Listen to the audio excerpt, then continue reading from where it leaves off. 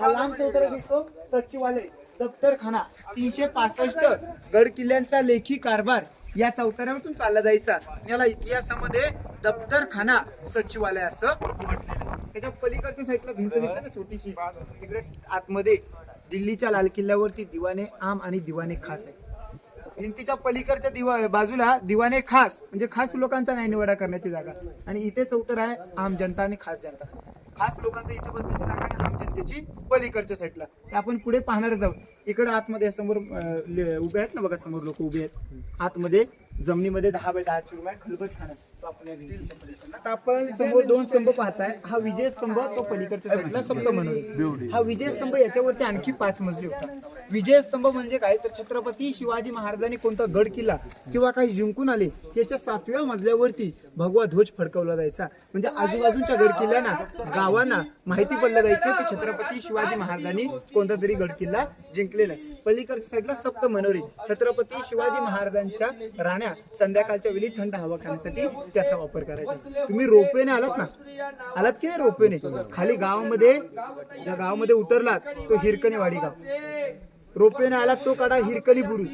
आपण ऐकून वाचून माहिती असेल, हिरकणीचा कथा कविता ऐकून वाचून माहिती असेल. कोजागिरी पौर्णिमेचा दिवस होता. माता गडावरती दूध विकण्यासाठी आलेली. दूध संपलं, कोजागिरी पौर्णिमेचा कार्यक्रम होता. नगारखान्यावरती नगारे सने चौगडे वाजले, दरवाजे बंद झाले. ती माता ज्या डोंगरावरतून उतरून गेली तो कडा या साईडला. ती गडावरती नगारे वाजवले. तिला समजलं की आपलं तानेबाल घरी रडत असेल, आपल्याला खाली जायला पाहिजे. धावत 500 पायऱ्या उतरून खाली गेली. दरवाजावरती होते सांगोजी काटकर.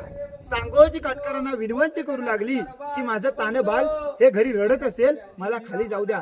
सांगोजी काटकर काय म्हटले, माणुसकीच्या नात्याने आम्ही तुझी राहण्याची व्यवस्था आम्ही गडावरती करू शकतो, पण तुला खाली जाता येणार नाही. पुन्हा गडावरती आली. 100 एकराचा पठार फिरली, कुठे जागा भेटली नाही. त्या गडावरती गेली. पायातली चप्पल दुधाची किटली खाली ठेवून तिथून खाली उतरली. त्या मातेवरती एक छोटीशी कविता रचली.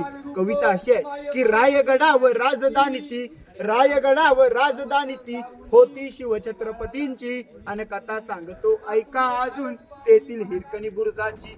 वसले होते गाव तळाशी वाळुसरे या नावाचे, आणि राहत होते गरीब कुटुंब, गरीब धनगर गवळ्याचे. आई बायको ताना मुलगा, कुटुंब होते छोटेसे, सोबत होते हिरा नाव त्या तडपदार घरवालीचे.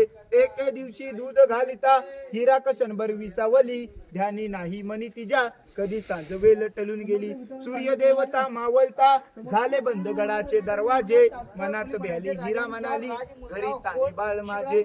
हात जोडून करी विनवणी, गडकरी खाली जाऊ द्या मला, गडकरी म्हटले नाही आज्ञा.